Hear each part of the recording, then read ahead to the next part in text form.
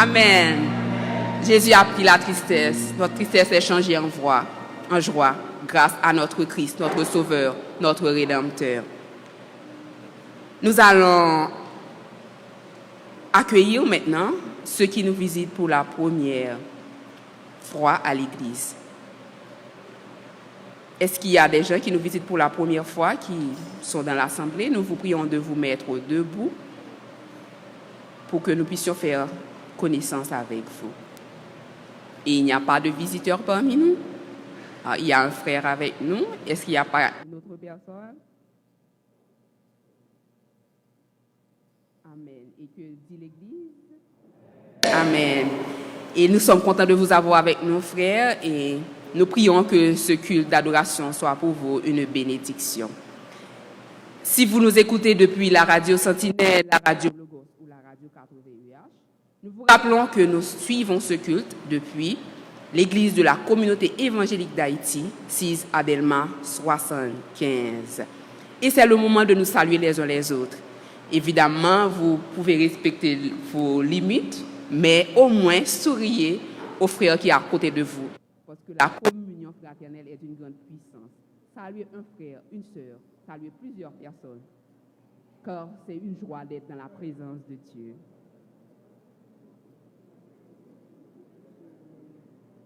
Nous allons entonner ensemble, serrons nos rangs autour de notre maître.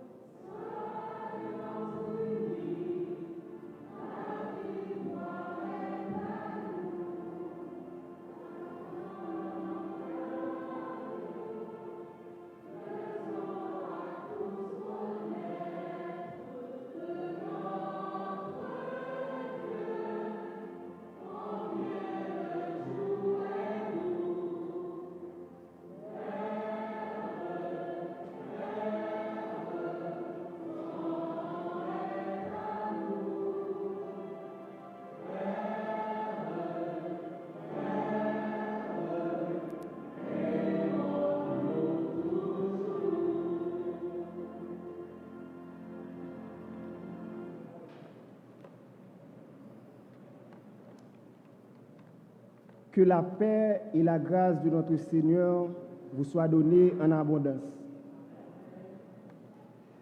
Bien-aimés dans le Seigneur, Dieu veut nous rappeler qui il est et comment nous devons le considérer. Nous devons apprendre à connaître ce que notre Dieu est pour nous. Et ce n'est que par la connaissance de ce que Dieu représente pour nous que nous pouvons être pour lui ce qu'il veut que nous soyons. C'est ce que nous allons voir à travers cette portion d'écriture se trouvant dans le livre d'Ésaïe, le chapitre 44, du verset 28, du verset 21 au verset 28.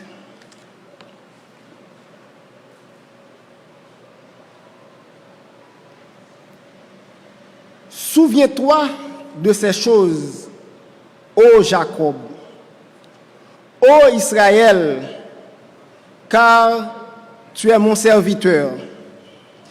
Je t'ai formé, tu es mon serviteur.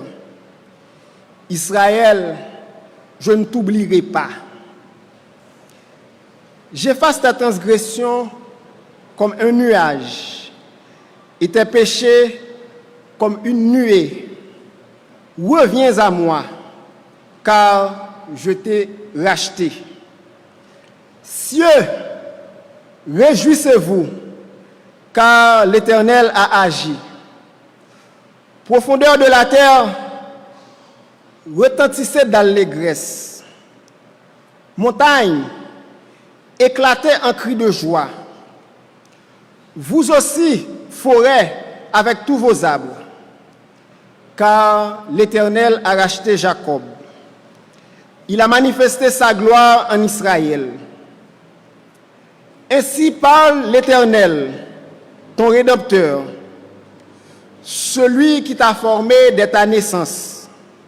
Moi, l'Éternel, je t'ai fait toutes choses.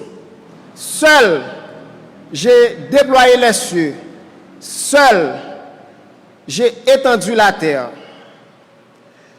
J'anéantis les signes des prophètes de mensonges et je proclame insensés les devins. Je fais reculer les sages et je tourne leur science en folie. Je confirme la parole de mon serviteur et j'accomplis ce que prédisent mes envoyés. Je dis de Jérusalem, elle sera habitée, et des villes de Juda, elles seront rebâties, et je relèverai leurs ruines. Je dis à l'abîme, dessèche-toi, je tarirai tes fleuves. Je dis de Cyrus, il est mon berger, et il accomplira toute ma volonté. Il dira de Jérusalem qu'elle soit rebâtie, et du temple qu'il soit fondé. Parole du Seigneur. Amen. Nous allons continuer à célébrer notre Rédempteur. Nous allons pousser des cris de joie en l'honneur de celui qui a payé notre salut. Nous allons entonner ensemble 106 mélodies joyeuses françaises. Tu payas mon salut par ton grand sacrifice.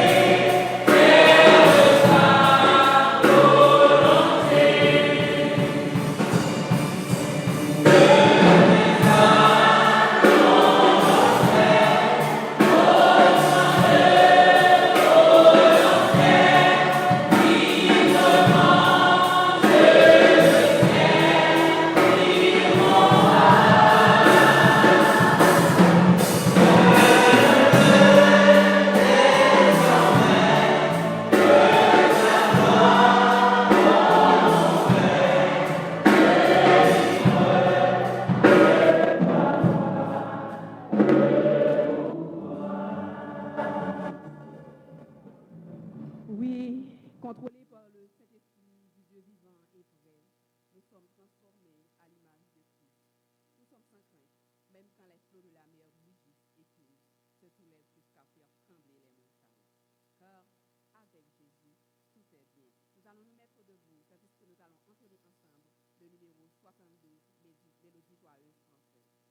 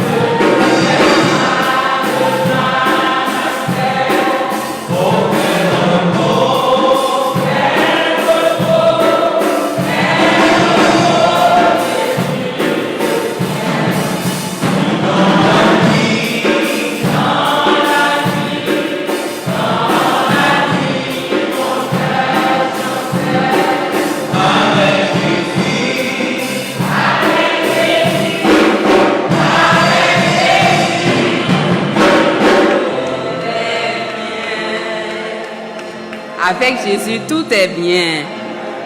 Notre secours est dans le nom de l'Éternel qui a fait les cieux et la terre. En effet, notre Dieu est le Tout-Puissant.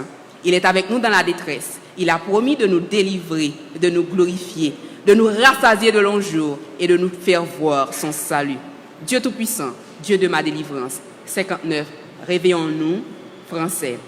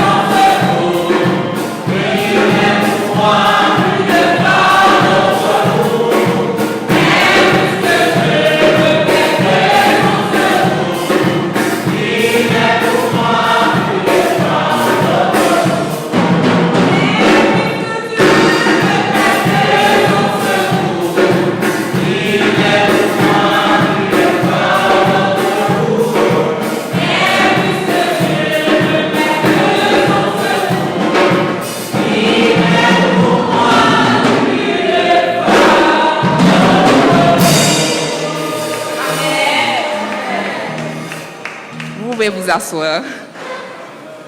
On pourrait continuer à adorer notre Dieu, mais il y a un temps pour chaque chose. Nous allons avoir maintenant la lecture en rapport avec le message.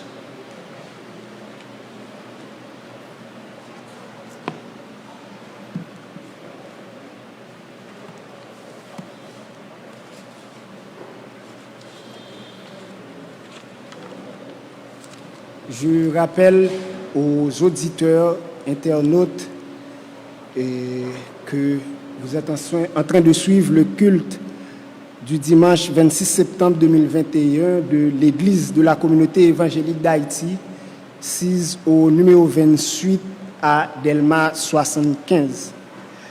La lecture en rapport avec le message de ce matin qui sera prêché par notre frère John Ricardo Alexandre, et ayant pour titre « Qu'est-ce qui ne va pas avec nos prières ?»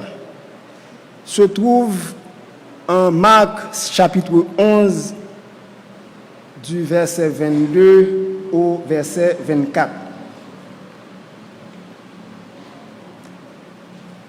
Jésus prit la parole et leur dit « Ayez foi en Dieu.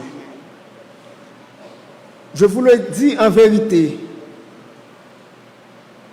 si quelqu'un dit à cette montagne, ôte-toi de là, jette-toi dans la mer, et il ne doute point de son cœur,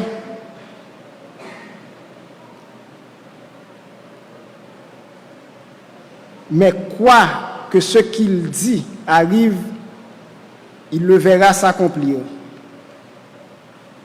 C'est pourquoi je vous dis, tout ce que vous demanderez en priant, croyez que vous l'avez reçu et vous le verrez s'accomplir. Et lorsque vous êtes debout, faisant votre prière, si vous avez quelque chose contre quelqu'un, pardonnez, afin que votre Père qui est dans les cieux vous pardonne aussi vos offenses. Mais si vous ne pardonnez pas, votre Père qui est dans les cieux ne vous pardonnera pas non plus vos offenses. Parole du Seigneur. Amen. C'est le moment d'adorer notre Dieu avec nos dîmes et nos offrandes. Nous allons appeler Dr Osner Février pour la prière, pour les offrandes avant de les recueillir.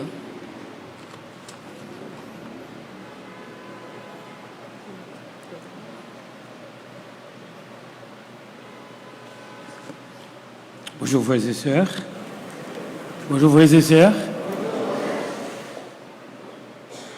Je demande à ceux qui nous suivent ou qui avaient reçu le programme, mais particulièrement à vous qui êtes ici, de prendre l'habitude de lire la page 4 du bulletin, s'il vous plaît, et qui contient les annonces de l'Église.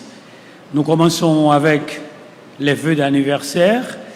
Pour cette semaine, nous avons eu Sœur Immaculée Élisée, qui fêtait son anniversaire le 27 septembre, ou qui fête son anniversaire demain, 27 septembre. Et le maestro, notre maestro Rodney Destiné, qui fête son anniversaire ce 30 septembre, ainsi que Sœur Miss Ala Félix et Sœur Béatrice Louis Juin. À vous tous, joyeux anniversaire au nom de l'Église. Le dimanche dernier, 19 septembre 2021, l'Église a eu 7 visiteurs. Si je cite votre nom, vous êtes là, s'il vous plaît, mettez-vous debout pour voir si vous êtes revenus nous visiter. Sœur Yveline Poliska, Sœur Sandeline Luma, Frère Assel Clairsaint, Sœur Bellona Turin, Sœur Emmanuela Duré, Sœur Maryse Aladin et Sœur Medjine Desrivières. Aucun de nos visiteurs de... Ah, merci ma sœur. C'était quelle sœur? Ah, c'est la sœur Duré. Merci, sœur Duré, de revenir ce matin adorer le Seigneur avec nous. Que le Seigneur vous bénisse. Bonne adoration. Asseyez-vous. Et puis, ce mardi 28 septembre, alors avant mardi, demain, nous aurons une autre rencontre en présentiel au GSP. Et ça fait longtemps, dernièrement, nous avons eu une très belle rencontre. Donc, nous aurons une rencontre en présentiel demain soir à 6h ici au GSP. On ne reste que pendant 1h30, 6h et on finit à 7h30. Et puis mardi, à partir de 5h ici à l'église, comme mardi c'est le dernier mardi du mois, et comme tous les derniers mardis du mois, en lieu et place de l'étude biblique entamée depuis plus qu'une année avec le docteur Jacques Louis, autour cette fois-ci de l'épître aux Hébreux. Docteur Jacques nous a appris qu'on ne dit pas l'épître de Paul aux Hébreux, mais c'est l'épître ou la lettre aux Hébreux, car l'auteur est inconnu, mais on l'attribue parfois, à tort ou à raison, à Paul, à côté du style, etc. Alors, ce mardi, en lieu et place de l'étude biblique avec Dr Jacques Louis, ce sera une conférence apologétique avec le Dr Leslie Jules, membre du collège pastoral de notre Église. Et le thème de la conférence du Dr Leslie Jules: pourquoi un Dieu tout-puissant insiste-t-il tant sur les prières quand il connaît nos pensées à l'avance? C'est une question que se posent presque tous les chrétiens. Dieu sait tout, il connaît tout, mais pourquoi nous devons le prier et pourquoi insiste-t-il tant sur les prières? Alors venez, 5h mardi, ici à l'église. Et puis, comme dernière annonce ordinaire, le comité exécutif a reçu le rapport le mois dernier que les finances de l'église sont désastreuses, dans une situation lamentable. Nous remercions ceux qui ont contribué, ceux qui viennent à l'église pour donner leur contribution, offrandes volontaires ou dîmes, et même ceux qui envoient pour créditer notre compte ou nos comptes à l'église. Merci. Mais pour vous, faites un effort, s'il vous plaît, parce que l'église a besoin d'argent. Et juste avant les offrandes, la prière pour les offrandes, le docteur Jacques-Louis va nous faire 2 annonces spéciales, dont une qui concerne un missionnaire que nous avons parmi nous. Et après, je reviendrai pour la prière.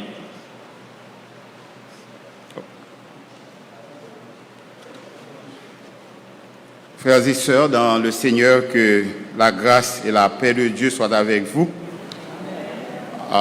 Nous vivons vraiment des temps difficiles et c'est intéressant que ce matin, le prédicateur va prêcher sur la prière et ce mardi, le docteur Jules va parler sur la prière. Nous avons une annonce plutôt triste à vous faire. Et c'est ce matin, peut-être certains d'entre vous sont déjà au courant qu'il y a eu une situation plutôt difficile à la première église baptiste de Port-au-Prince. Normalement, ils commencent leur premier culte à 6h30 et un diacre à 6h40 a été attaqué et fusillé à la porte de l'église. Et sa femme a été kidnappée. Alors, normalement, ce diacre, c'est le diacre Silner Lafaille. Et il y a 2 semaines, il a procédé aux funérailles de sa mère.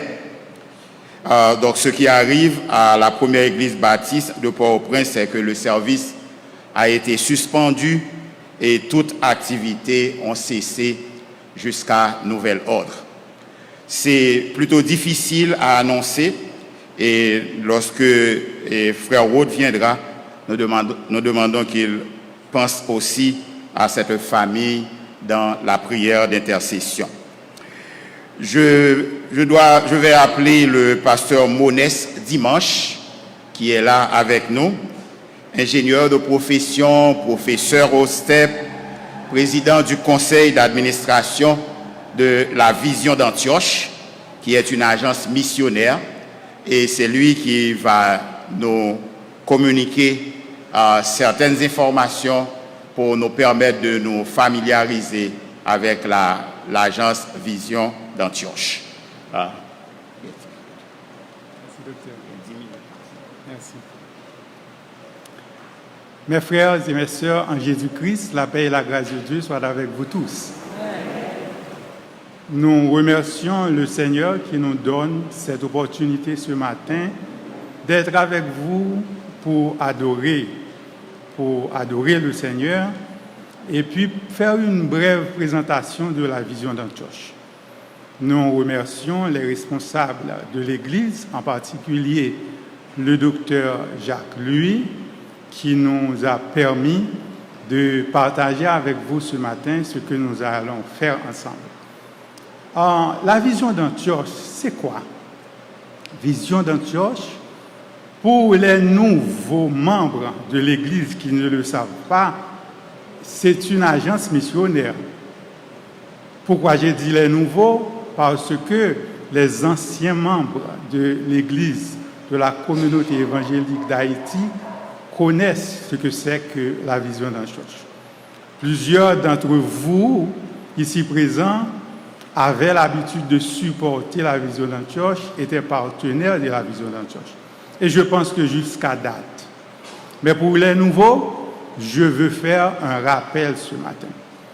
La Vision d'Antioche, c'est une agence missionnaire qui a pour mission de mobiliser l'Église évangélique haïtienne à envoyer des missionnaires aux extrémités de la terre dans le but de faire des disciples pour Jésus-Christ comme il nous l'a dans le milieu. Et nous avons déjà envoyé une famille missionnaire. Laissez-moi dire comme ça, en 2006, nous avons envoyé, quand j'ai dit nous, je parle de l'Église évangélique haïtienne. Nous, par le canal de la Vision d'Antioche, a envoyé une famille missionnaire au Sénégal, en Afrique de l'Ouest en particulier. C'est la famille Roger d'Herpilus que vous connaissez. Maintenant, en dépit de tout ce que nous avons essayé, la situation était difficile d'envoyer une autre famille ou bien d'autres familles missionnaires. Mais savez-vous ce que le Seigneur a fait? Quand les choses paraissent extrêmement difficiles, en particulier cette année même, quand les choses paraissent extrêmement difficiles, je me répète, le Seigneur a permis que l'Église évangélique haïtienne envoie 2 nouveaux missionnaires au Sénégal. C'était en juin dernier. Et ce couple que vous voyez à ma gauche est en préparation pour aller au Sénégal d'ici avant la fin de l'année 2021. Oui, mes frères et mes sœurs, le Seigneur a permis que l'Église évangélique haïtienne, en dépit de toutes les situations difficiles que nous vivons, oui, l'Église évangélique haïtienne a envoyé 2 autres familles missionnaires avec Roger d'Herpilus. Maintenant, ils sont 3. Disons, elles sont 3, les familles missionnaires. Pour le moment, va à 3 familles missionnaires au Sénégal. Et ce matin, nous sommes avec ce couple qui est Edson Toussaint Noël et Michel-Ange, son épouse, qui va partager avec nous leur vision et leurs besoins. Maintenant, pour supporter ces missionnaires, vous devez l'apprendre. La Vision d'Antioche, nous vendons du café. Nous avons sur le marché 2 cafés, un café appelé café Grep et un autre café appelé Haitian Pearl. Donc, le café Grep, c'est pour la consommation des Haïtiens, parce que nous aimons le café fort, et le Haitian Pearl Coffee, c'est pour la consommation internationale, surtout.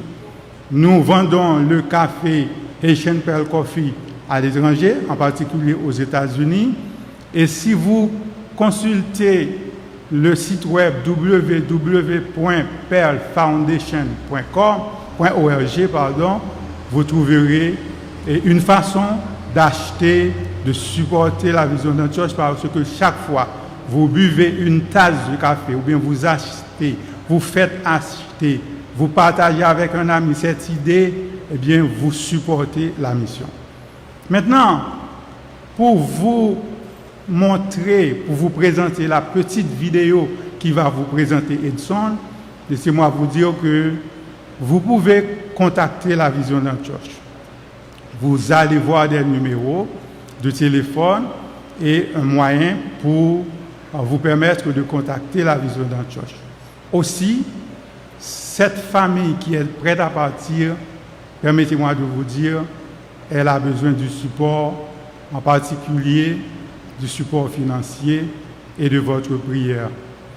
Donc, ce matin, je vous le rappelle pour ceux qui le savaient déjà, et je vous informe pour les nouveaux membres de l'Église que nous avons une agence missionnaire, nous avons un instrument pour les internautes, pour les auditeurs de Radio Sentinelle.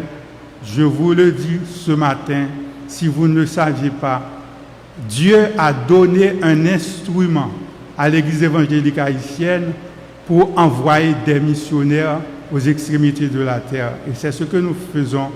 Et cet instrument, c'est la Vision d'Antioche.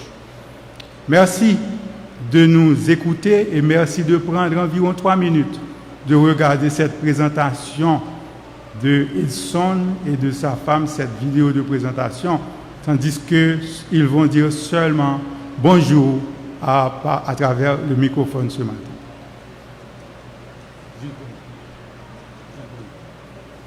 Bonjour l'Église. Bonjour l'Église.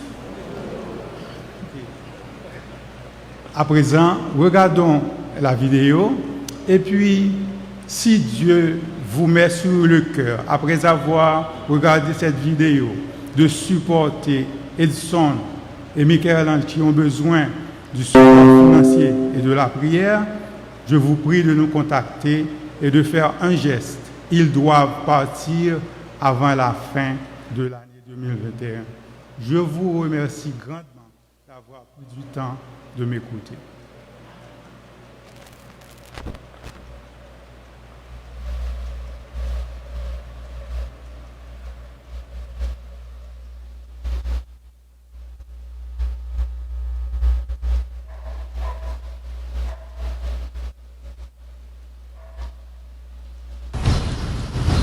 Moi, c'est Edson Toussaint-Noël. Moi, c'est un chrétien évangélique. Moi, je crois que bon Dieu te voulu petit qui a mouru pour pécher nous et il ressuscité Jean-Bible a dit là. Moi, j'ai conviction que bon Dieu est pour me faire dans toute nation connaît non petit qui a Jésus-Christ. Ça qui veut dire moi c'est un missionnaire. Moi, c'est Michel-Ange Delsis. Moi, c'est chrétien évangélique. Moi, je crois que Jésus est mort pour pécher nous et il était ressuscité Jean-Bible a dit là. Non seulement moi j'ai conviction que Edson c'est le monde pour me faire vivre, et moi j'ai conviction tout avec volonté pour moi accompagner lui dans le voyage missionnaire. Moi fait dans une famille chrétienne, mais ça va t'empêcher que moi t'es esclave péché. Moi t'es qu'on pratiquer en pile zève monde là. Donc pour sous, m'a boire clairin. Mais un bon jour, pendant moi t'es dans une station côté va charger machine, moi t'ai un groupe monde qui t'a chargé un camion pour aller dans mission. Et c'est là que j'entendais une voix qui dit Edson, pour qui sont pas tant que monde ça? Après une bonne réflexion, moi dis oui Seigneur, moi je veux tant que monde ça. Et là moi fin dit oui, je senti une transformation qui fait. Et après, moi j'entendais même voix ça qui dit allez baptiser. Depuis là ça, moi j'ai un fardeau pour moi partager l'évangile avec tout le monde que moi rencontré. Et c'est ça tout qui fait moi connaître que bon Dieu relève en tant que missionnaire. Parce que nous connaissons pour qui ça bon Dieu relève nous. Moi avec Michel-Ange, nous en préparation avec Vision de Church pour nous aller comme missionnaire en Afrique. Selon UNFPA, l'Afrique l'Ouest et puis Centre, c'est la région qui est plus jeune dans le monde. Il gagne 77 millions de jeunes, sorti 15 pour arriver 24 l'année. Grâce avec talent, don et spirituel, avec expérience nous gagnons notre travail avec jeunes, nous croyons bon Dieu qu'a utilisé nous de façon efficace dans le pays de l'Afrique. Vision pour l'Afrique, c'est pour plus jeunes quitter notre religion pour devenir disciples Christ. Comme ça, mission nous, c'est encadrer les jeunes dans l'objectif pour devenir disciples Christ. Nous avons fait ça par moyen comportement, confession foi et puis explication parole de Dieu. Nous avons conviction, même Jean-Bon Dieu relève quelques serviteurs pour aller dans la mission pour lui dans l'autre pays, c'est comme ça tout lui mettre dans quelques frères avec ce sentiment pour supporter si là qui peut aller financièrement. C'est ça qui fait m'inviter nous pour nous soutenir la mission Bon Dieu pendant notre prend engagement pour supporter moi avec Michel-Ange avec ça Bon Dieu mettez sous cœur. Comment on est capable de contribuer à notre travail? On est capable de prier pour nous. Pour ça, tout est capable d'aider nous avec l'argent. On est capable de faire ça, sortir $10 américains, river X valeur, bon Dieu mettez sous cœur. Qui sont capables de faire ça? On est capable de faire chaque mois, chaque 3 mois, ou sinon chaque année. Merci à tout le monde qui est à supporter nous. Et merci avec Sila qui a pris l'engagement aujourd'hui pour supporter nous. C'est pour bon Dieu bénir.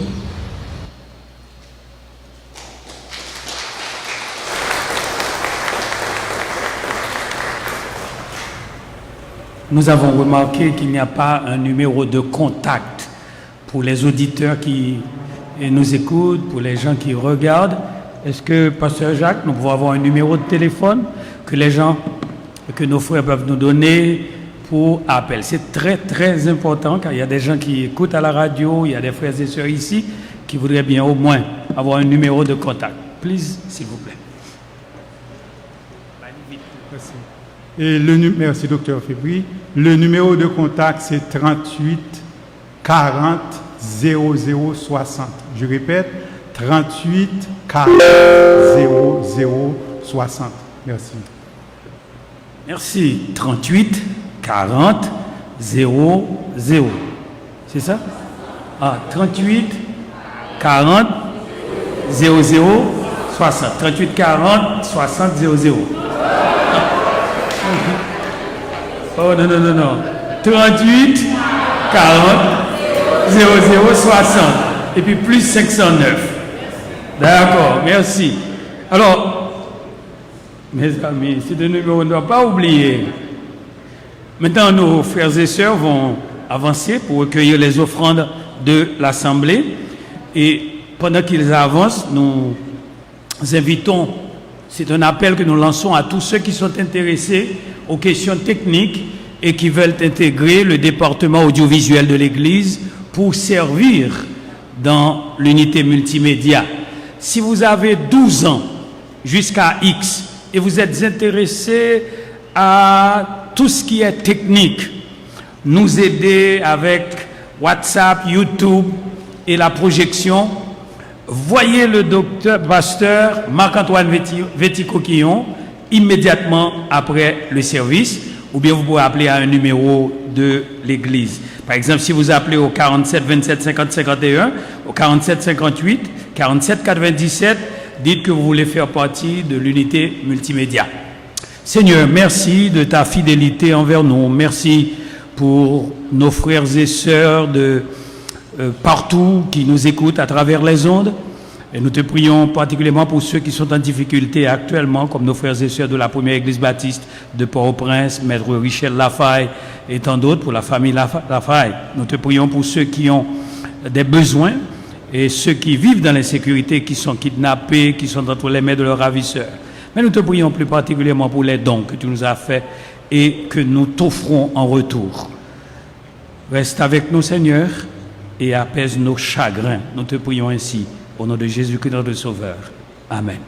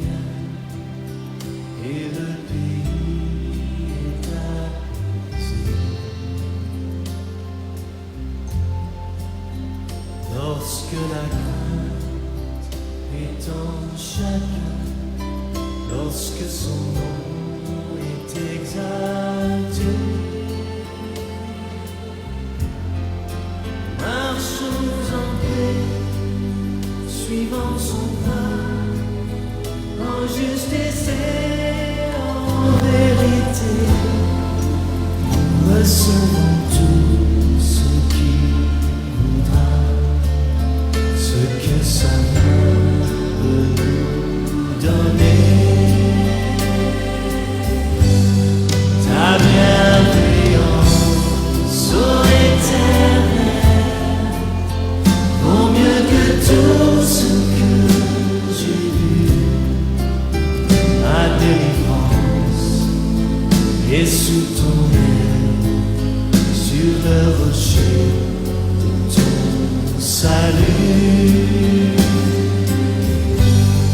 Ta bienveillance, ô Éternel, vaut mieux que tout ce que j'ai vu. Ma délivrance est sous ton aile, sur le rocher de ton salut.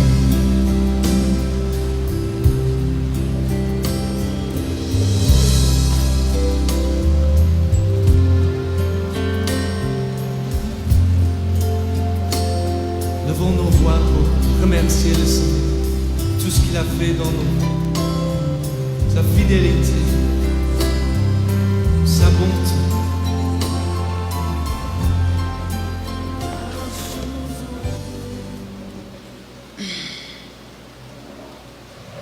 Nous allons nous préparer à la prière et celui qui fera la prière d'intercession, c'est notre frère, l'ingénieur Rode Toussaint, qui viendra pour la prière d'intercession.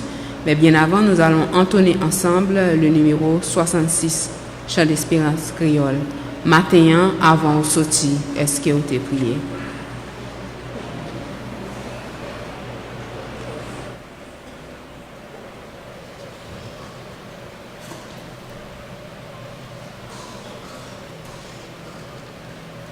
La prière va au repos, c'est ça chanter et c'est ça que nous allons chanter. Parce que nous croyons que la prière va nous repos, la prière changer toute bagaille.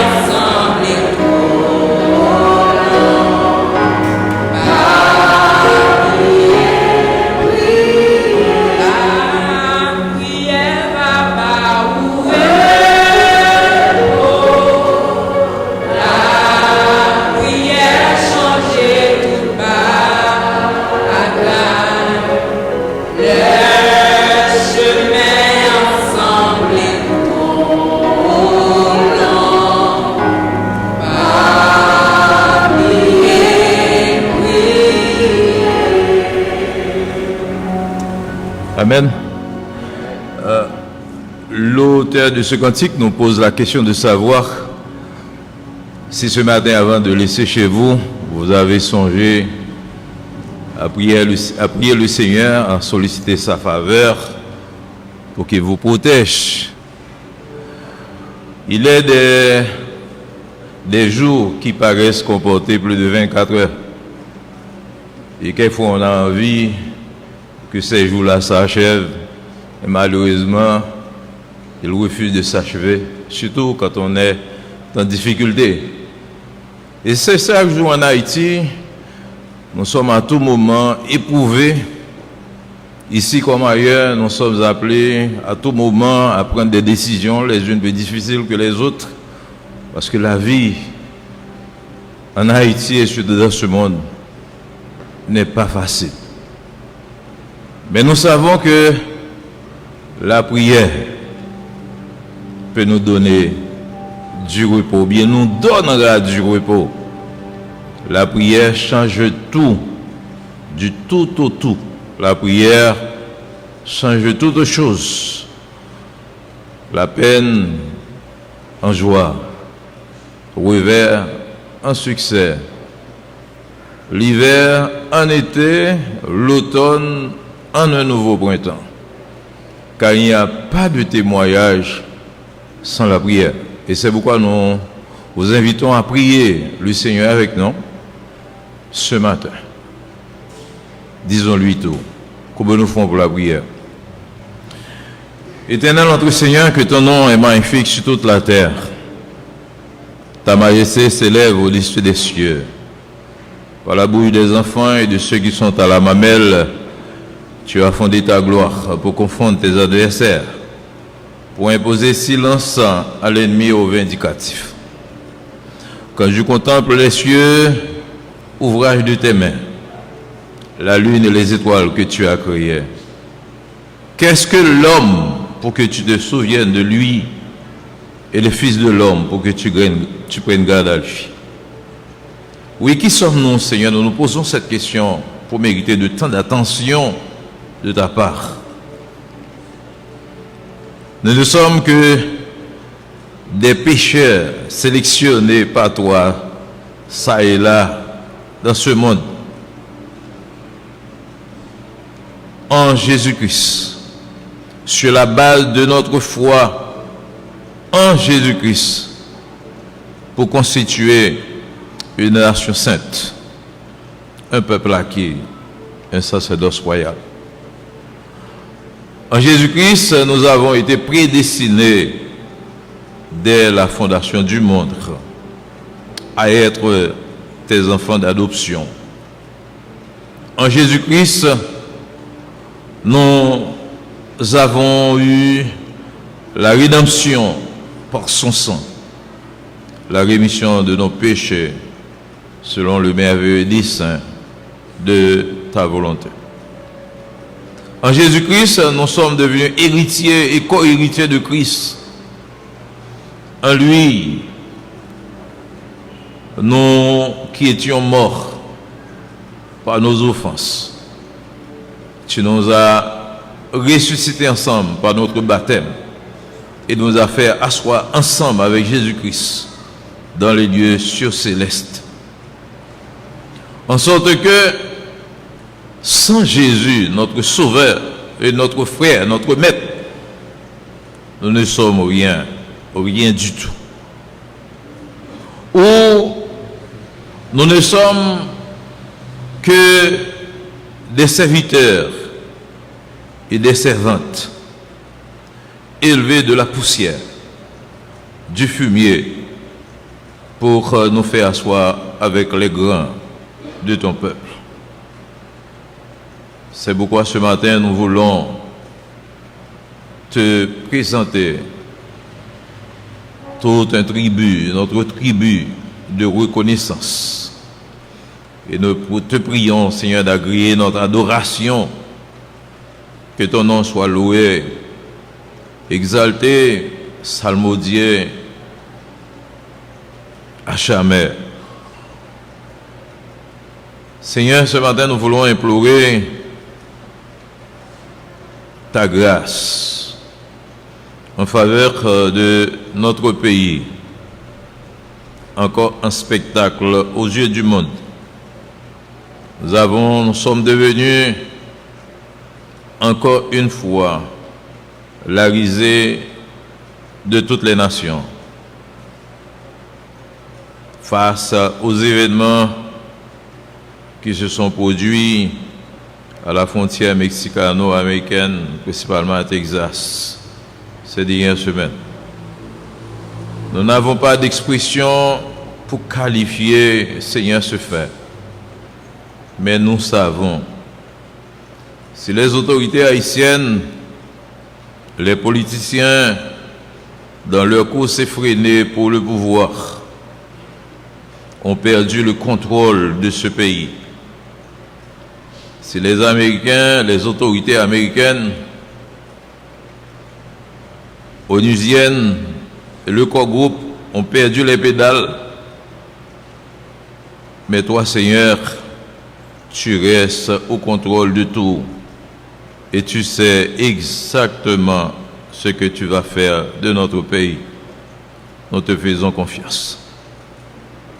Oui, Seigneur, nous te faisons confiance parce que nous savons que le sang de ton serviteur, le diacre Lafaille, criera justice. Ils l'ont assassiné, ces agresseurs, mais ils ne pourront pas tuer, Seigneur, son âme.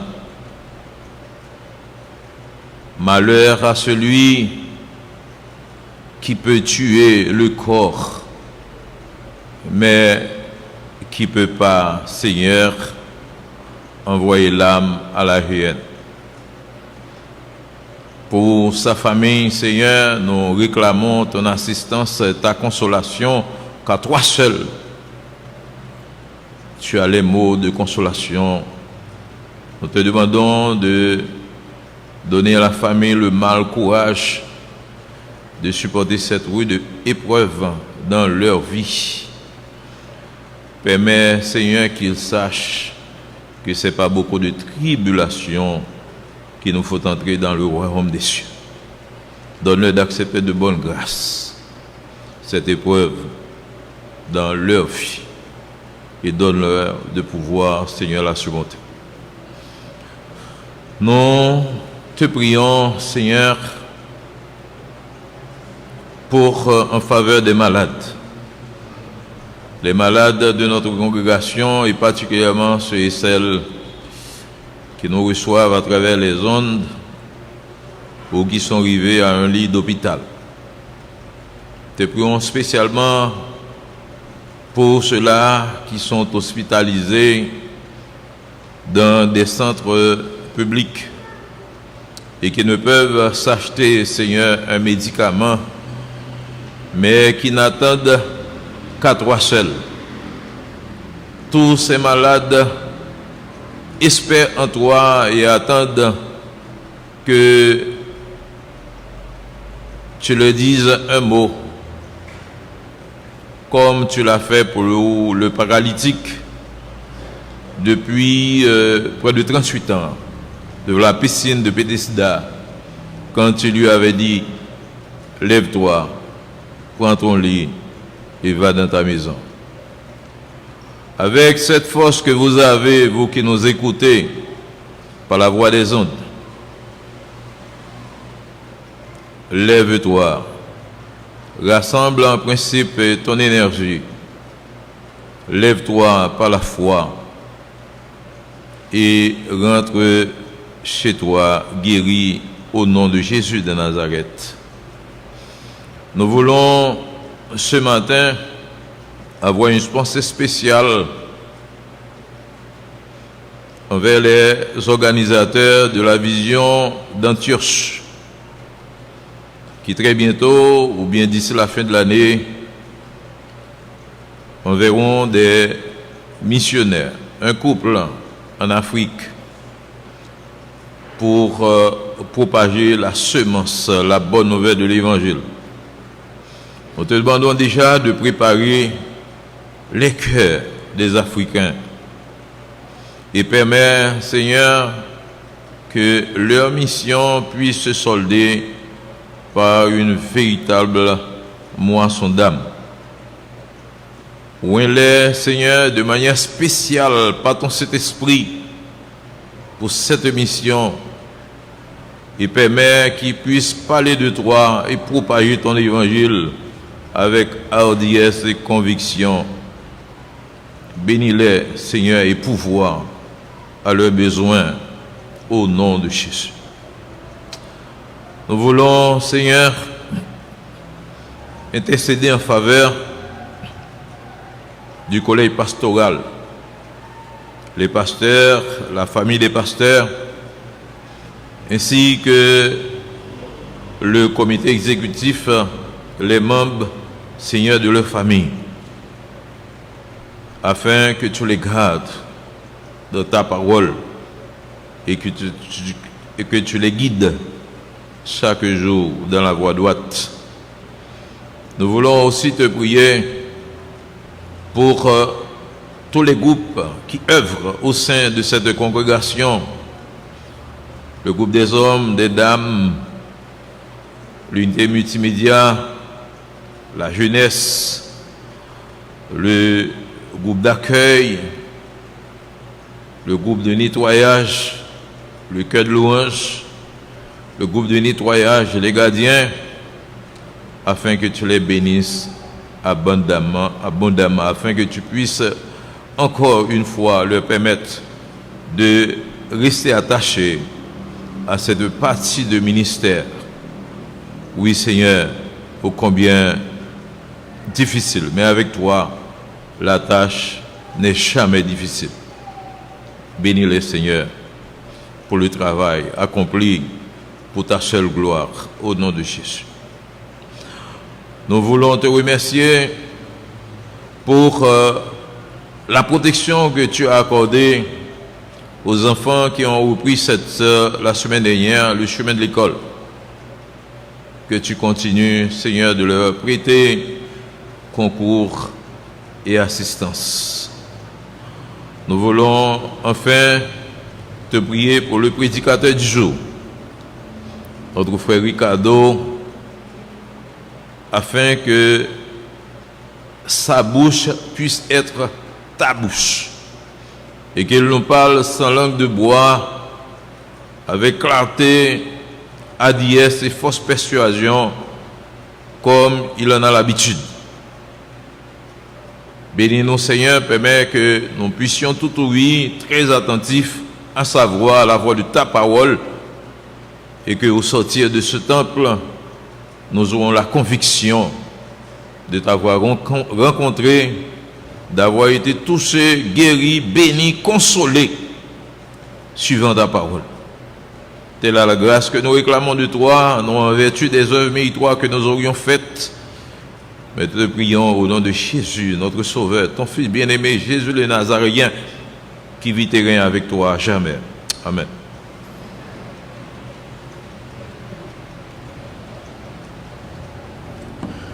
Le moment est venu d'écouter le message de la parole de Dieu ce matin. Alors disposons-nous de tout notre être, esprit, âme et corps à écouter ce que Dieu a à nous dire ce matin. Celui qui va nous communiquer la parole de Dieu ce matin, il fut étudiant stagiaire ici durant 3 mois. Il est membre de l'église baptiste Bethel de Delma, 6 à Delma 24, dirigé par le pasteur Paul Harrigan. Il est marié depuis 21 ans et père de 2 filles. Il a une licence en sciences comptables et une maîtrise en sciences économiques. Actuellement, il est étudiant en 4e année au STEP. Il poursuit une étude pour une licence en théologie. Donc c'est avec plaisir et honneur que nous cédons la chair à notre frère Ricardo Alexandre pour le message de la parole de Dieu.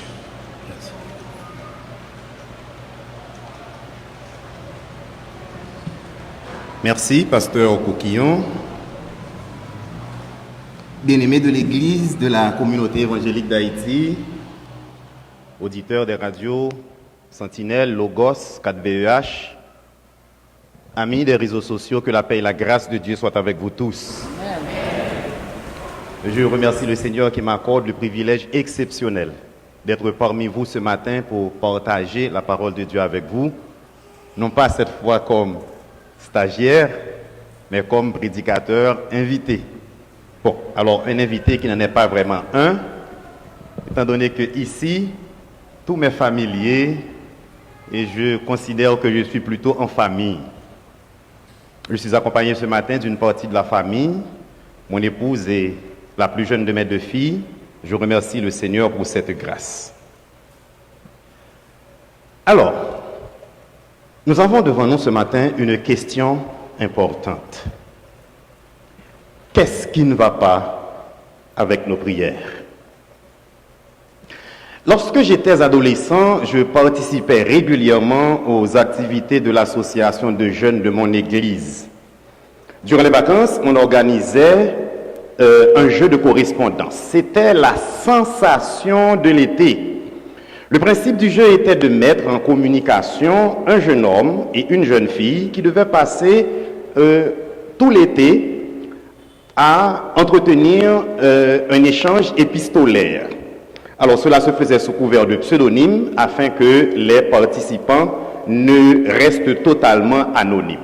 Puis à la fin de l'été, on organisait une belle clôture pour l'événement et à ce moment-là, on se dévoilait mutuellement nos identités.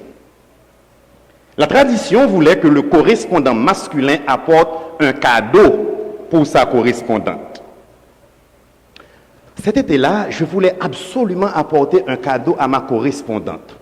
Volodone Colonne, c'était son pseudonyme. De mon point de vue, cette fille écrivait vraiment bien et je voulais vraiment lui apporter un cadeau. Pourquoi est-ce que vous me regardez comme ça? Vous pensez que j'étais amoureux d'elle? Non. Bon d'accord, un tout petit peu, mais ne dites rien à ma femme. À ce moment, ce n'était pas possible vraiment de demander de l'argent à ses parents pour ce genre de choses. Alors j'ai prié. J'ai prié le Seigneur. J'ai prié, bien-aimé, de toute la foi qu'il était possible d'avoir à ce moment-là. Et je ne me rappelle aucune autre époque de ma vie où j'ai prié avec autant de ferveur pour une chose.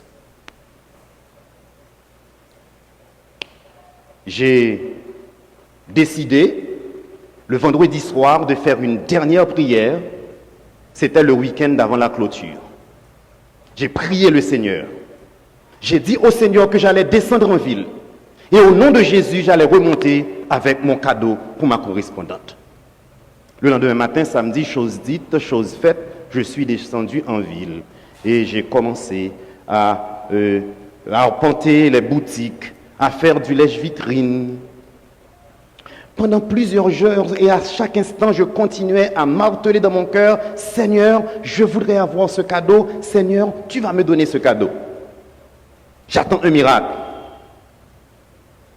Bon, après un peu plus de 4 heures à tourner en rond, je me suis résolu à remonter à la maison, à pied, parce que je comptais aussi sur le miracle pour l'argent du retour. Bien-aimé, je suis rentré chez moi ce jour-là, fatigué, éreinté, épuisé, mais surtout tellement déçu.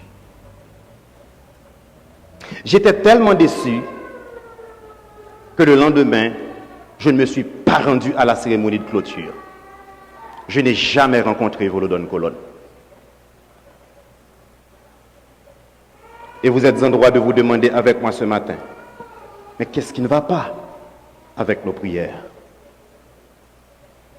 Si je vous cédais le micro, je pense que chacun de vous pourrait peut-être raconter une expérience similaire. Qu'est-ce qui ne va pas avec nos prières?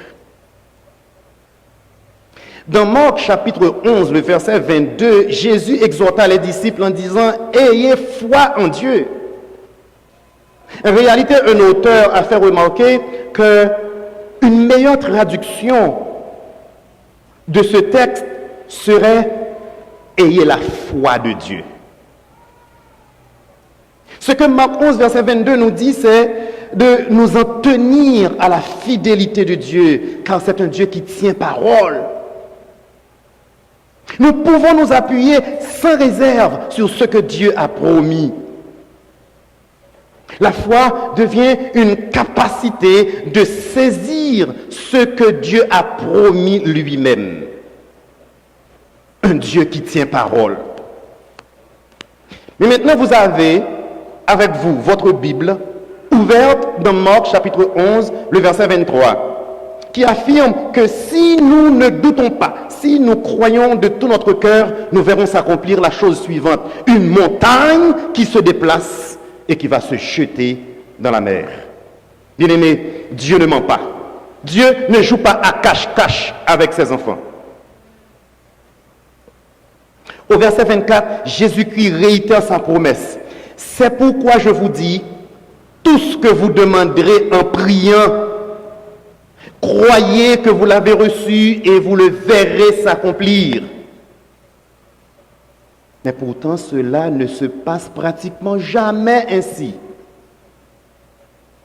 Qu'est-ce qui ne va pas avec nos prières? Si cela vous intéresse, dites Amen. Si cela vous intéresse de découvrir avec moi qu'est-ce qui cloche, dites Amen. Retenez ceci. Les promesses de Dieu sur la prière sont certaines et véritables. Les promesses de Dieu sur la prière sont certaines et véritables. Quelle que soit votre conviction, quelle que soit votre compréhension, quelles que soient vos expériences, les promesses de Dieu sur la prière sont certaines et véritables. Mais elles le sont pour ceux qui les comprennent vraiment. Elles le sont pour ceux qui comprennent le fonctionnement des décrets de Dieu. Cela va peut-être vous étonner, mais beaucoup de chrétiens ignorent l'existence de Marc 11, verset 23. Ils ne savent même pas qu'il y a un verset comme ça. Maintenant, les autres chrétiens qui connaissent ce verset, je vous le dis en vérité, si quelqu'un dit à ça, se méprennent sur son sens. Ceux qui connaissent ce verset se trompent sur sa signification. Ils considèrent le verset comme une indication technique qui nous permettrait d'obtenir n'importe quoi de Dieu.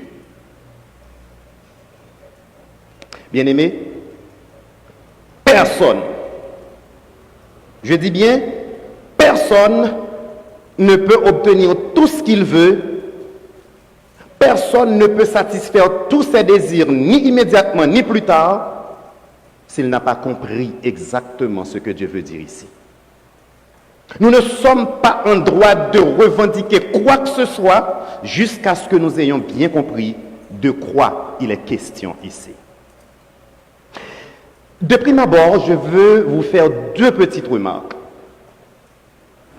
Premièrement, lorsque Jésus dit, si quelqu'un dit à cette montagne, ôte-toi de là et jette-toi dans la mer, il ne s'agit pas d'une formule magique.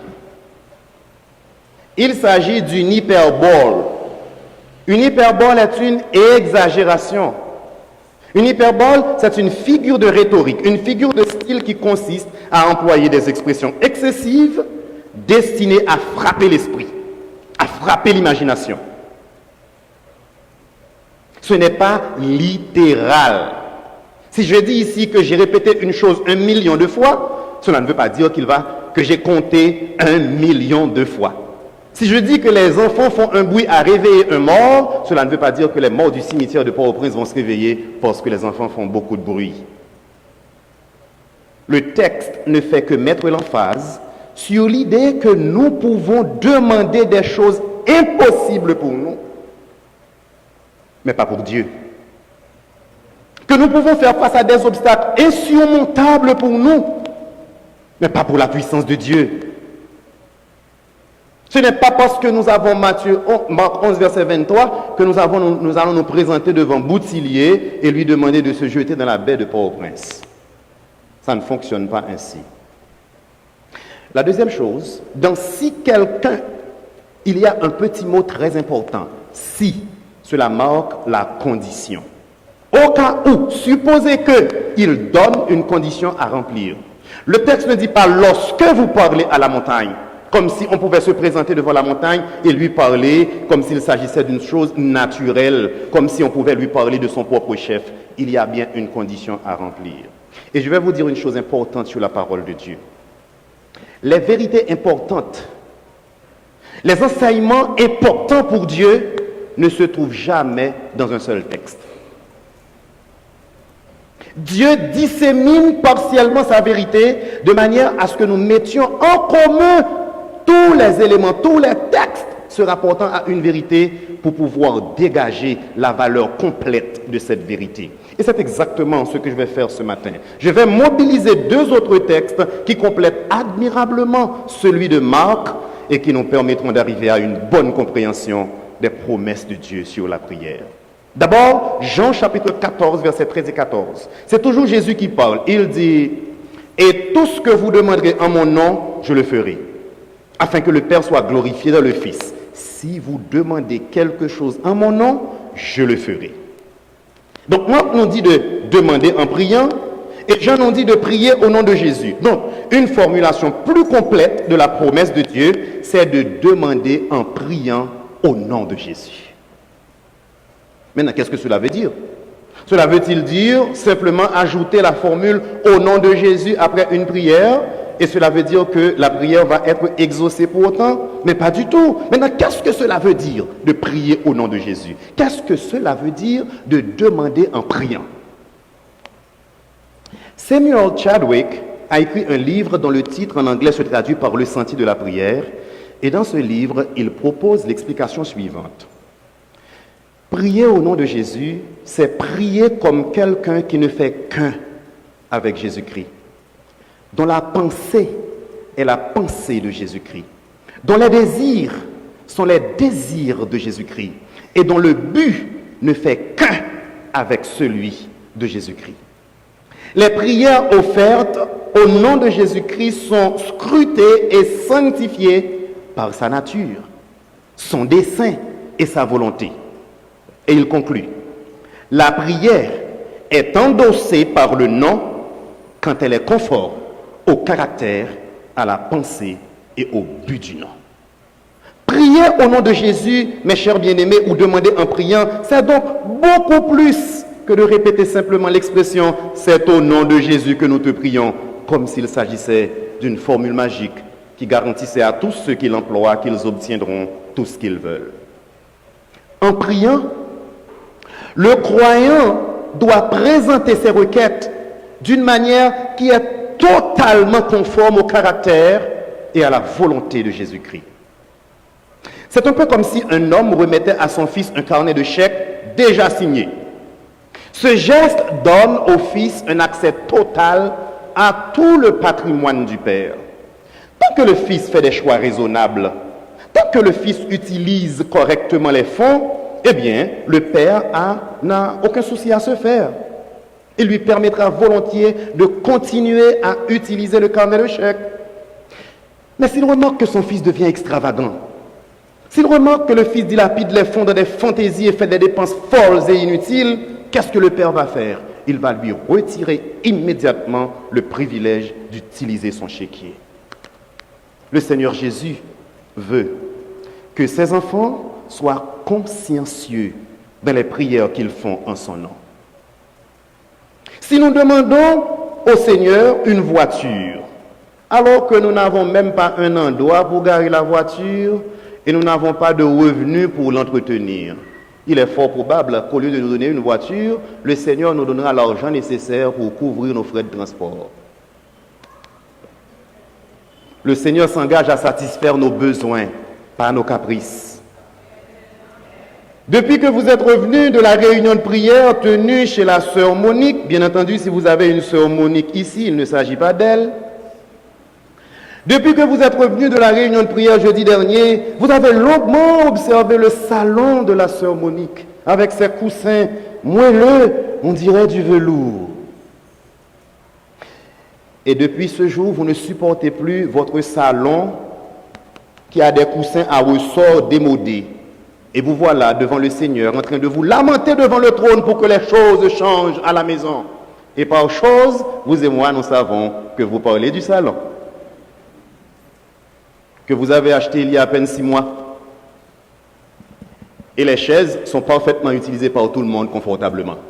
Mais vous voulez un salon qui ressemble au salon de la sœur Monique. Dieu ne satisfera pas nécessairement nos caprices. Ce qui nous amène à considérer un deuxième texte qui nous permet de bien comprendre les promesses de Dieu sur la prière. Jacques 4, le verset 3. Vous ne possédez pas parce que vous ne demandez pas. Vous demandez et vous ne recevez pas parce que vous demandez mal, dans le but de satisfaire vos passions. Voici un deuxième texte qui nous aide à bien comprendre la promesse de Dieu sur la prière. Marc nous dit, il est vrai, qu'il faut demander en priant avec foi. Jean nous dit qu'il faut demander au nom de Jésus avec foi, bien entendu. Mais Jacques s'adresse ici directement à des chrétiens qui agissent tellement selon la chair, qui agissent tellement basés sur le matériel, basés sur ce qui est visible, qu'ils ne prient même pas. Bien-aimés, est-ce que vous savez que nous avons des chrétiens qui ne prient pas parce qu'ils ont leur travail? Ils ne prient pas parce qu'ils ont leur métier, ils ne prient pas parce qu'ils ont leur business. Alors ils se sentent autosuffisants, ils n'ont pas besoin de prier. À vous tous qui pensez que vous n'avez pas besoin de prier, et qu'avec votre propre sagesse, vous pouvez combler tous vos besoins et même tous vos désirs. Dieu peut décider de vous priver de certaines choses que votre argent ne peut pas obtenir. Dieu peut décider de vous enlever des choses dans lesquelles vous placez votre confiance afin que vous compreniez que c'est la bénédiction de l'Éternel qui enrichit et qu'il ne la fait suivre d'aucun chagrin. Il faut apprendre à approcher Dieu dans la prière, dans l'humilité. Sinon, il y a des choses que vous ne posséderez jamais. Un enfant en bonne santé physique ne s'achète pas. Un enfant qui travaille bien à l'école ne s'acquiert pas par l'argent. Un époux ou une épouse qui ne trompe pas, un employeur qui reconnaît votre valeur, un ministère fructueux, la sécurité dans les rues de Port-au-Prince, de ce Port-au-Prince-là, ce sont des choses qu'on demande à Dieu et qu'il les accorde à ceux qui les lui demandent de tout cœur. Jacques va plus loin. Pour nous aider à comprendre la promesse, il dit, vous demandez et vous ne recevez pas parce que vous demandez mal. Oh, le Seigneur vient de nous promettre qu'en demandant, en priant, nous allons tout obtenir. Jésus-Christ a dit que si nous demandions quelque chose en son nom, nous verrons cette chose s'accomplir. Mais Jacques nous dit ici que nous pouvons demander mal. Qu'est-ce que ça veut dire que de demander mal? Jacques nous répond que nos demandes ne cherchent pas à glorifier Dieu d'abord. Quand nos requêtes ne visent pas l'obéissance à la parole de Dieu d'abord, quand nous demandons dans le but de satisfaire nos passions égoïstes d'abord, nous demandons mal. Ainsi, Jacques nous aide à comprendre que nous ne sommes pas en droit de nous présenter devant une montagne, de lui demander de se déplacer si ce que nous faisons n'est pas une chose qui est à la gloire de Dieu. Vous n'avez aucun droit de vous présenter devant la montagne pour lui demander de se déplacer si l'intention, le but recherché, ce n'est pas la gloire de Dieu et l'accomplissement de sa volonté. Voici comment les chrétiens doivent prier. Nous devons rechercher d'abord la volonté de Dieu. Même si nous avons le brûlant désir d'obtenir quelque chose, même si nous estimons que nous sommes suffisamment fidèles à Dieu pour obtenir certaines choses, notre premier souci, notre première préoccupation doit être de nous assurer qu'il s'agit de la volonté de Dieu. Celui ou celle qui prie de cette façon n'obtient pas non pas ce qu'il veut ou ce qu'elle veut, mais obtient tout ce que Dieu a promis, tout ce qui est dans sa volonté. Rappelez-le-vous, au plus fort de son angoisse, le Seigneur Jésus, le Fils de Dieu, s'est jeté à corps perdu dans une prière dans le jardin de Gethsémani. Depuis l'éternité, le plan a été établi. Il le savait, le Père aussi. Mais il a prié, Seigneur, s'il est possible, à l'approche de la croix, il demande à Dieu, n'existe-t-il pas un autre moyen pour les sauver? Ne pourrait-on pas éviter la croix? Dans son humanité, il prie de tout son cœur et il demande, est-il possible d'éloigner de moi ce calice? Mais voici comment Jésus-Christ conclut sa prière. Mais que ma volonté ne soit pas faite, que ta volonté se fasse. Et vous et moi, nous savons que la volonté de Dieu a été que Jésus-Christ aille à la croix. Voici la prière que Dieu exauce. Voici la prière que Dieu agrée, une prière qui accorde priorité à sa volonté. Non seulement les promesses de Dieu sont certaines et véritables pour ceux qui comprennent vraiment ce que ces promesses veulent dire, mais également les promesses de Dieu sont certaines et véritables pour ceux qui comprennent vraiment le fonctionnement des décrets de Dieu. Un décret est l'expression d'une volonté absolue, souveraine, unilatérale. D'un côté, nous avons des chrétiens qui croient qu'ils peuvent obtenir n'importe quoi pourvu qu'ils le demandent à Dieu en priant sincèrement. Mais d'un autre côté, nous avons des chrétiens qui parlent rarement de la prière et qui ne prient qu'en de rares occasions. Et voici leur argument. Voici leur explication. Si Dieu a décrété que certaines choses doivent arriver, comment pourra-t-on changer quelque chose par nos prières? Que nous prions ou non, sa volonté va s'accomplir. Je crois que je comprends un peu ces personnes. Et même, je dirais que j'éprouve une certaine sympathie à leur endroit. Seulement voici, bien-aimés, c'est la parole de Dieu qui nous demande de prier. Philippiens 4, verset 6 nous dit, ne vous inquiétez de rien, mais en toute chose, faites connaître vos besoins à Dieu par des prières et des supplications avec des actions de grâce. 1 Thessaloniciens 5, verset 17 nous dit, priez sans cesse. Et nous savons que Dieu répond à nos prières lorsqu'elles sont conformes à sa volonté. Le psaume 50, verset 15 dit, invoque-moi au jour de la détresse, je te délivrerai et tu me glorifieras. Maintenant, mettons-nous d'accord sur une chose. Même avant la fondation du monde, Dieu avait effectivement un plan pour cette planète. Il dit en Genèse comment le monde va commencer et en Apocalypse comment le monde va finir. C'est une autorité absolue qui est exprimée dans la Bible. Et vous pouvez entendre toutes sortes de choses. Ce que Dieu a dit s'accomplira comme il l'a dit. Maintenant, Dieu a établi des décrets. Mais je souligne pour vous que le fatalisme n'est pas biblique.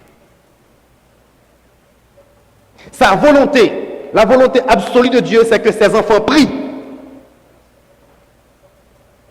Maintenant, comment répondre à la question de la relation entre nos prières et les plans fixés de Dieu? Bien-aimés, une partie de la réponse se trouve dans la préscience de Dieu. Avant la création, Dieu connaissait chacun de nous.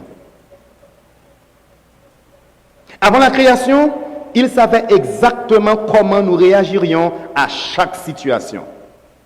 Il savait si nous allions prier ou pas. Et voilà ce que Dieu fait. Écoutez ce que Dieu fait. Il a tenu compte de nos prières dans ses plans.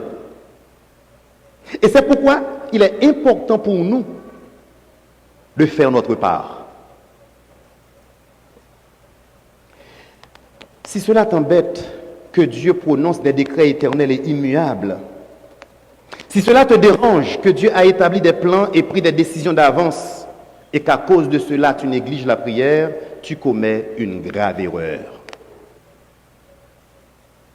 Tu oublies que le Seigneur, dans sa préscience, a pris en compte, a pris en considération toutes nos prières. Et il les a entrelacées dans le tissu de l'univers. Il les a enchevêtrées dans son plan éternel. Dieu a construit ses plans en tenant compte de chacune de nos prières. Il nous faut les prononcer afin que Dieu accomplisse sa part. La promesse de Dieu ne sera pas mobilisée sans la prière des chrétiens. Ce que Dieu a promis se base aussi sur vos prières qu'il a prévues. Et il vous faut les prononcer pour que Dieu agisse. Je reconnais que nous ne comprenons pas toutes les implications de cette réalité. Mes bien-aimés, nous avons été encouragés par la Bible à prier. Et étant convaincus que le Seigneur n'aurait pas accordé une si grande importance à la prière, si elle ne servait à rien, nous pouvons être confiants que la prière change effectivement les choses. Nous trouvons une belle illustration de la puissance de la prière en Nombres, chapitre 14. Les Israélites étaient arrivés à Kadès, qui est la porte d'entrée de la terre promise. En dépit du rapport favorable de Josué et de Caleb, qui leur avait dit que c'est un pays de lait et de miel, nous pouvons saisir ce pays maintenant au nom du Seigneur.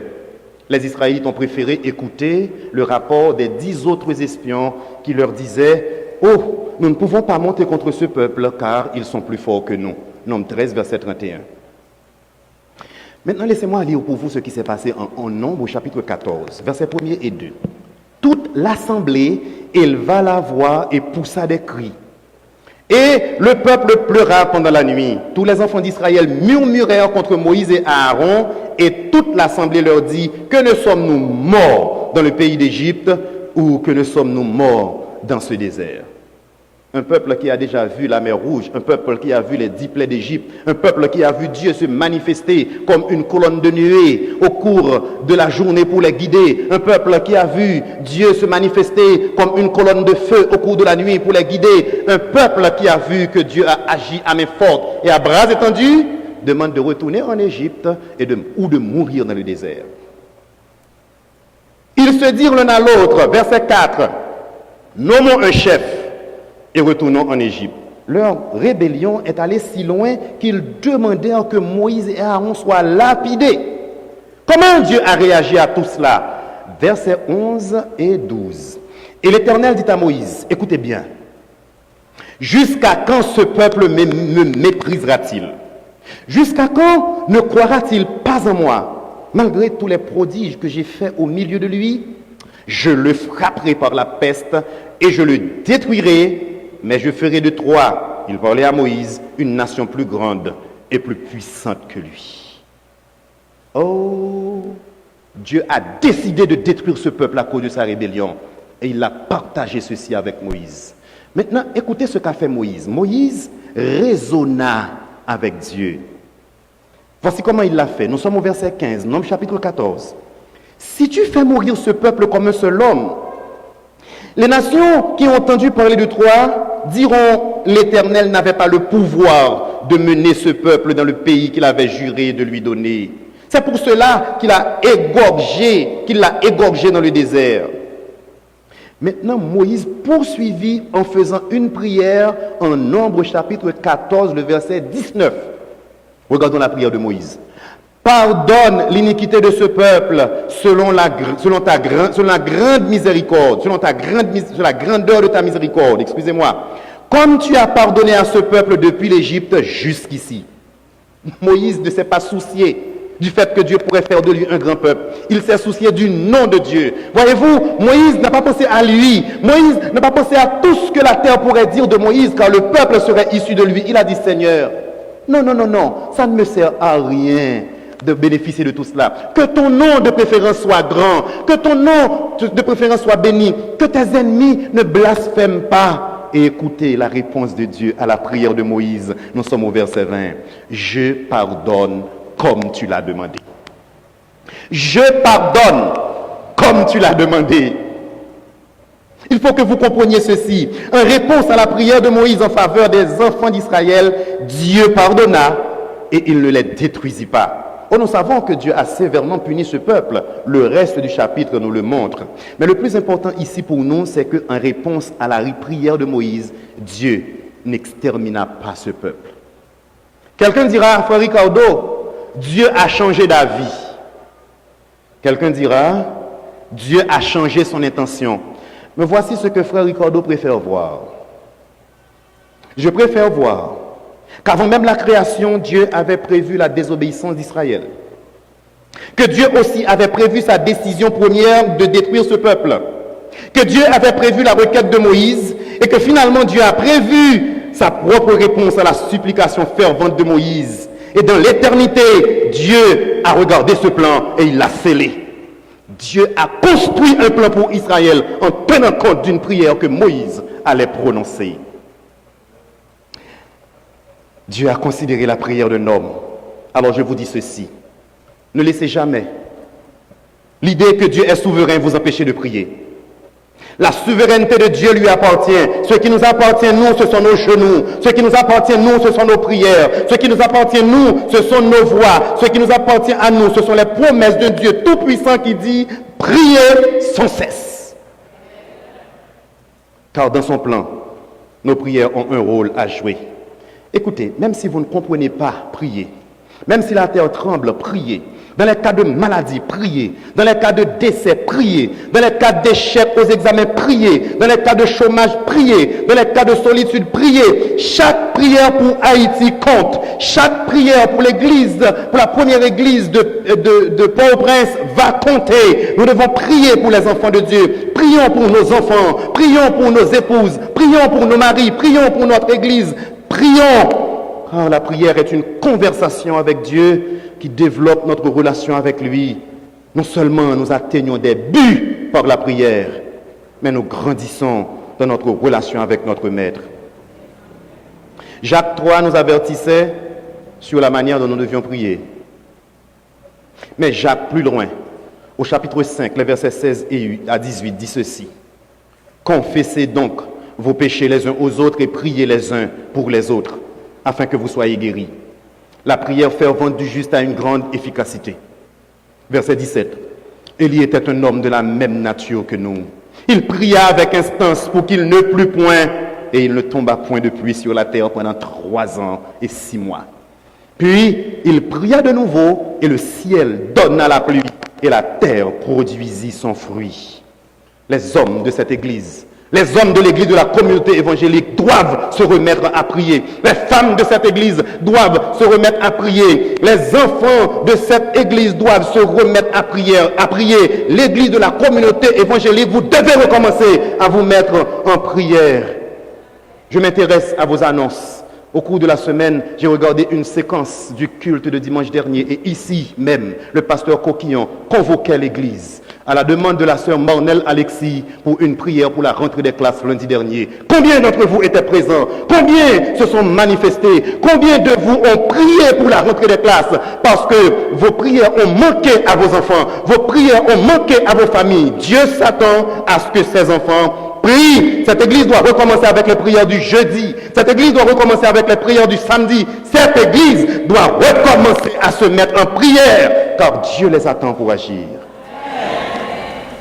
Bien-aimés, ne faisons pas dire aux promesses de Dieu ce que les promesses de Dieu ne disent pas. Voilà ce qui ne va pas avec nos prières. Elles réclament des choses que Dieu n'a pas promises. Elles sont présentées à Dieu sans discerner sa volonté, sans exprimer sa sagesse. Les promesses de Dieu concernant la prière sont certaines et véritables, mais seulement pour ceux qui les comprennent vraiment. Et Dieu attend nos prières ferventes et sincères, car il les a pris en compte dans son plan éternel. Que Dieu vous bénisse.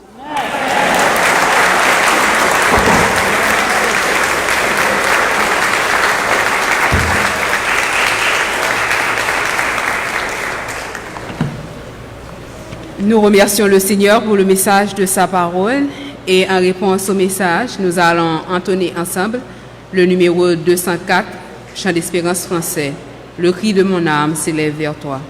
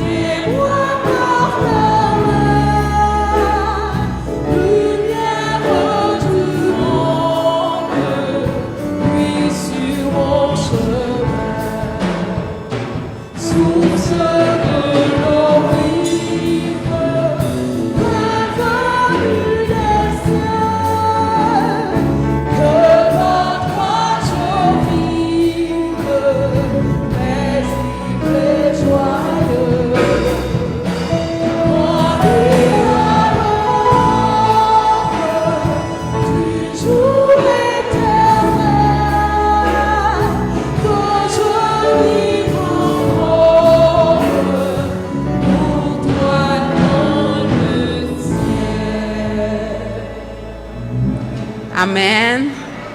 Nous remercions le Seigneur pour sa présence au milieu de nous ce matin.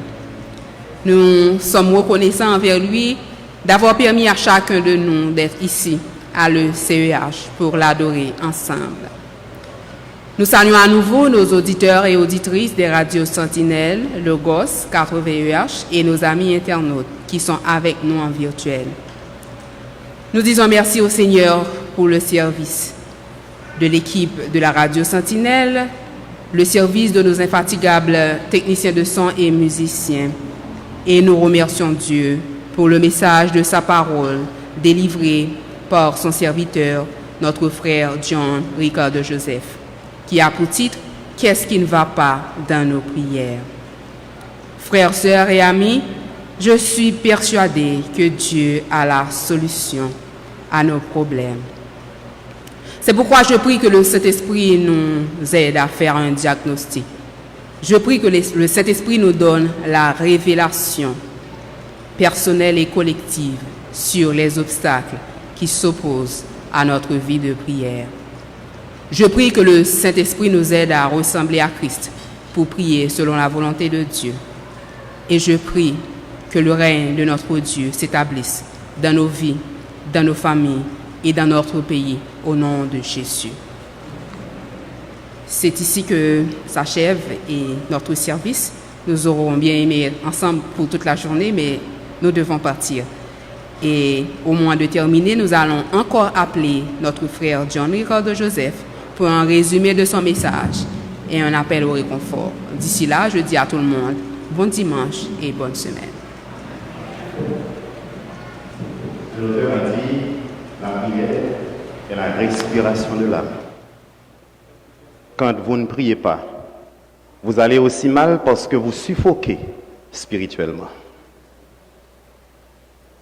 Seulement vous et moi, nous manquons de sagesse dans nos prières. Voilà ce qui ne va pas avec nos prières. Vous et moi, nous ne prions pas avec suffisamment de foi et de ferveur. Voilà ce qui ne va pas avec nos prières. Vous et moi, nous sommes parfois trop suffisants. Et nous ne prions pas pour obtenir l'aide et la bénédiction de Dieu. Voilà ce qui ne va pas avec nos prières. Vous et moi, parfois nous sommes désobéissants, même fatalistes, alors que Dieu nous demande de prier sans jamais nous arrêter. Voilà ce qui ne va pas avec nos prières.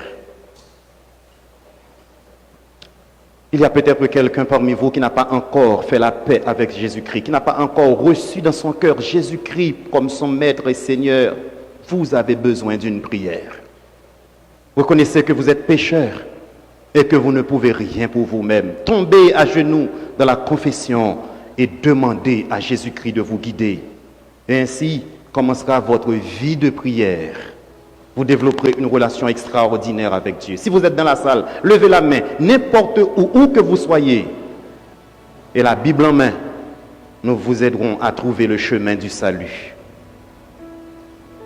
Jacques dit, si quelqu'un manque de sagesse, qu'il la demande à Dieu, qui donne à tous, simplement, et sans jamais rien reprendre de ce qu'il donne. Demandons à Dieu la sagesse nécessaire pour prier d'une manière conforme à sa volonté, et vous verrez la puissance de la prière en action. Que Dieu vous bénisse.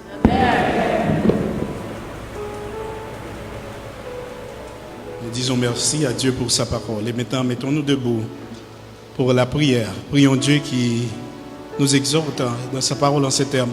Faites en tout temps par l'Esprit toutes sortes de prières. Prions Dieu. Père, nous nous approchons de toi une fois de plus en ce moment. Et nous te disons merci d'ouvrir nos yeux ce matin sur ces choses qui constituent un obstacle à nos prières ce matin.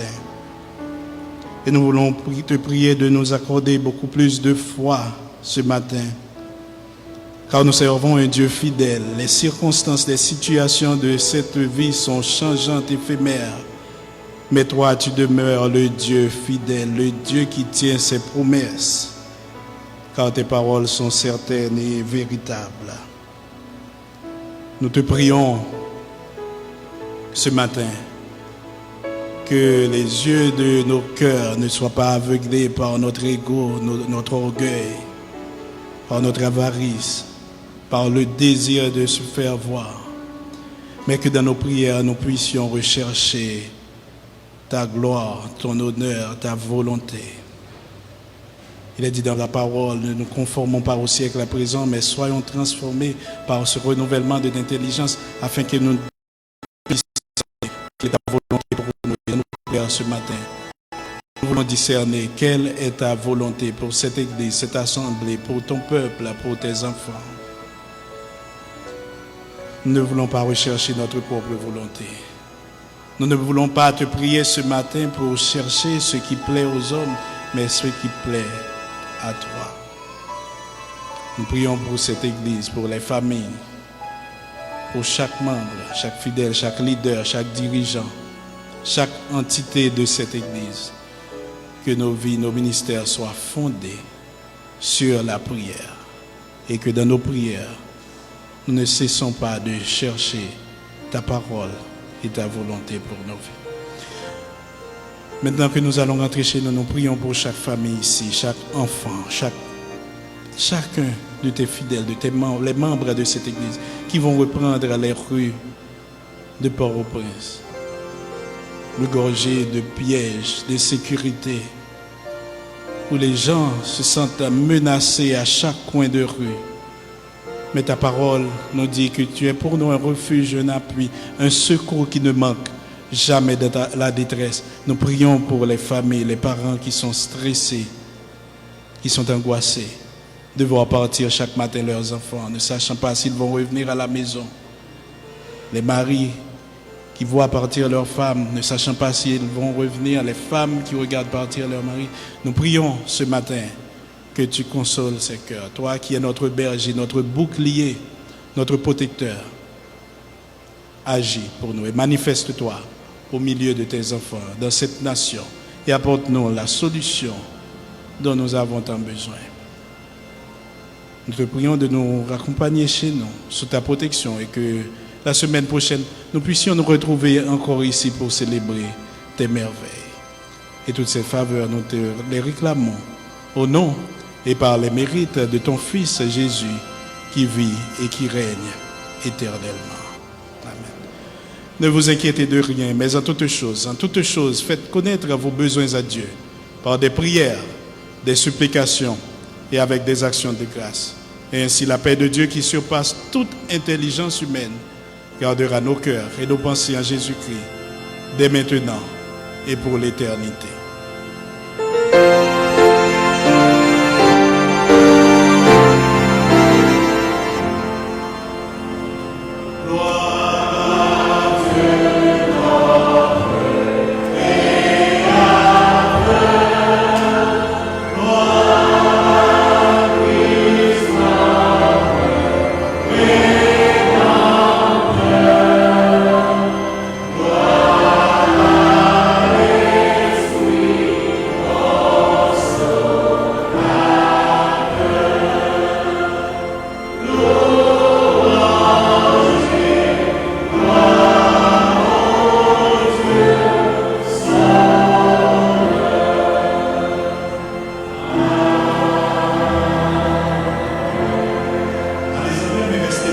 De Dieu, bonne semaine sous la protection divine.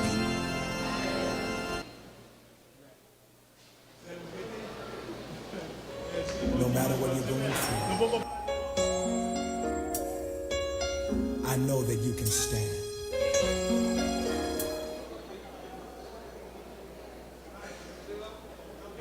Frères et sœurs bien-aimés, depuis déjà 2 semaines, nous mettons un point d'honneur à saluer nos frères et sœurs qui ont suivi notre culte à travers les plateformes intelligentes ou à travers sur les ondes de Radio Sentinelle, Logos ou 4VEH. Je crois qu'en tant que servante et serviteur du Seigneur, en tant qu'ambassadrice et ambassadeur de Jésus-Christ,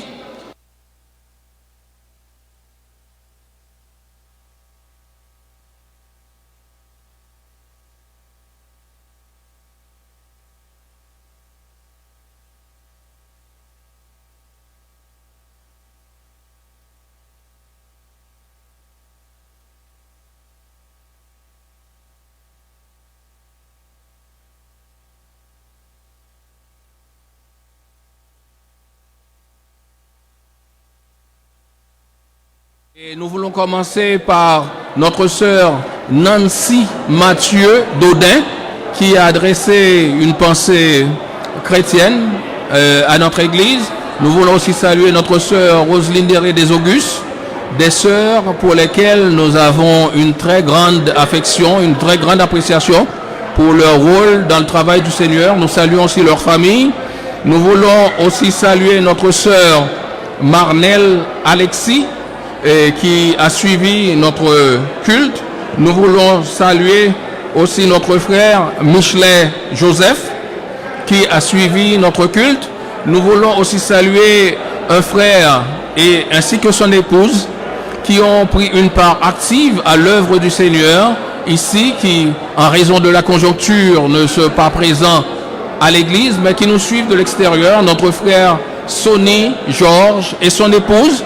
Et pour continuer la liste, je vais tout à l'heure passer le microphone à mon collègue et mon frère Joël Deneus qui va poursuivre avec la liste. Et nous avons aussi notre sœur Edan Maceda Boyer qui ne rate jamais l'occasion de suivre notre église. Nous te remercions et nous te bénissons au nom du Seigneur et nous remercions toutes nos sœurs et tous nos frères qui ont adressé des pensées chaleureuses, chrétiennes à l'église, à ses membres. Nous vous sommes infiniment reconnaissants et nous vous accompagnerons à travers nos prières. Et je cède le microphone à notre frère Joël Deneus pour la suite de la liste de nos sœurs et frères qui ont suivi notre culte. Et nous vous saluons à nouveau, et chers internautes de partout.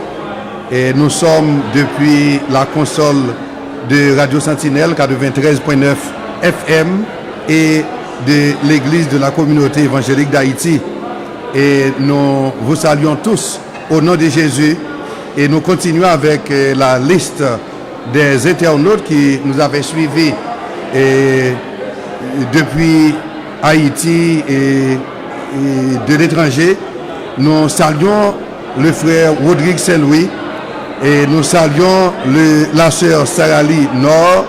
Nous saluons également la sœur Edan Merceda Boyer, le frère Tony Sénor, la sœur Nancy Mathieu Daudin, la sœur Naomi Jean-Baptiste, le frère Larose Jean-Louis, le frère Michelet Joseph, la sœur Marnelle Béni de Dieu et la sœur Tracy Nelson, le frère Nick Fabrice Dazin, le frère Sébastien Destiné, la sœur Raymonde Fleurisma, le pasteur, le docteur Leslie Gilles qui nous écoute, et également le frère Yves et la sœur Ruth Yves. Et c'était vraiment un plaisir pour nous de vous avoir jusqu'à 7 minutes. Et nous vous saluons une fois de plus et nous souhaitons à vous tous et à vous toutes de passer une agréable semaine sous le regard du Dieu Tout-Puissant.